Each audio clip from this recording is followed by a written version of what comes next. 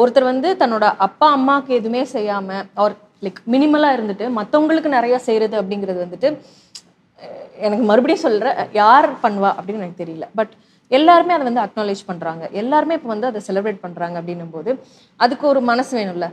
உங்க அப்பா அம்மா அதை எப்படி ரியாக்ட் பண்றாங்க? அவங்களாம் ஒன்றுமே பிரச்சனை இல்லை. இப்போ நான் வந்து என்னதான் எங்கள் அம்மா கிட்ட சொன்னாங்க, அந்த மாதிரி இப்படி பண்ணிருக்கான் அப்படின்னு. அவங்க சொன்னாங்க, அவன் என்ன குடிச்சிட்டு ஊதாரித்தனமாக போகிறானா, செலவு பண்ணுறானா, இல்லை வந்து ஏதாவது தப்பான ஆக்டிவிட்டீஸ் காசு செலவு பண்ண இல்லை, அவன் சம்பாதிக்கிறான், அவன் அதை பண்ணுறான். இல்லை யார்ட்டையோ காசை வாங்கி அது நிறையா சொல்லுவாங்க, இவங்க யாரோ ஃபண்ட் இன்வெஸ்ட் பண்ணுறாங்க, இவனுக்கு யாரோ பெரிய பேக்ரவுண்ட் இருக்குது, இவனுக்கு யாரோ இது பண்ணுறாங்க.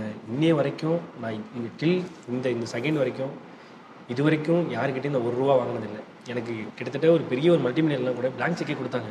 மற்றவங்க காசை வாங்கி பண்ணுறதுக்கு நான் எதுக்கு? அதுவும் பண்ணுறதும் நிறைய விஷயம் பண்ணிருக்காங்க, அதுவும் பெரிய விஷயம் தான். கரெக்டாக சர்வீஸ் பண்ணுறது பெரிய விஷயம் தான். என் பாயிண்ட் ஆஃப் வியூனா எங்கள் அம்மா சொன்னது தான், மற்றவங்க காசை வாங்கி பண்ணுறதுக்கு நீ எதுக்குப்பா, நீ சம்பாதிக்கிறது பண்ணுப்பா, யாரோ உழைப்பை திருடி அது உன் பேர் எதுக்கு நீ போட்டுக்கணும், நீ உழைக்கிற திருடினா அதுதான் இன்றைக்கி நினைக்குன்ற மாதிரி எங்கள் அம்மா சொன்னாங்க. ஸோ அதனால தான் அவங்களுக்கு எதுவுமே இல்லை.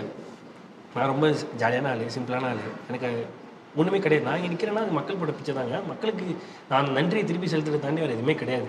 அது எனக்கு பின்னாடி இருக்கிறது இந்த மாதிரி இன்வெஸ்டரு அதுக்கெல்லாம் யாருமே கிடையாது. அவமானம், எனக்கு வலி, நான் நினைக்கும் போது எனக்கு கிடைக்காத விஷயங்கள், அவ்வளோதான்.